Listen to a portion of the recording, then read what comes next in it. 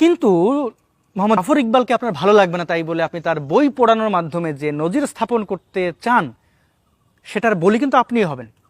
যেমন আমার কাছে এরকম অসংখ্য বই আছে, 1400 বছর আগের একজন মরুর ডাকাত লিখেছিল এই পুস্তকগুলো, এবং এই পুস্তক আমার কাছে কোনো মূল্যই রাখে না। এবার আমি আপনাদের ঘোষণা করতে চাই যে আগামী 27 আগস্ট যখন তারা ডক্টর মোহাম্মদ জাফর ইকবালের বই পড়াবে, তখন আমি এরকম কোরআনের অসংখ্য পৃষ্ঠা পুড়িয়ে তাদের সাথে একাত্মতা পোষণ করব। কারণ এই বই আমি আমার টাকা দিয়ে কিনেছি এবং এই বইয়ের প্রতি আমার কোনো সম্মান নেই। এই বইয়ের যে লেখক, সে কুখ্যাত মরুর ডাকাত, মহা উন্মাদ, তার প্রতি আমার কোনো শ্রদ্ধা নেই। আমি তার বই ছিঁড়ব এবং পড়াবো।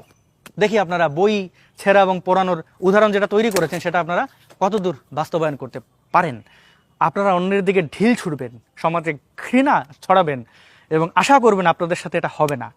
এটা তো খুবই ভুল। ভালো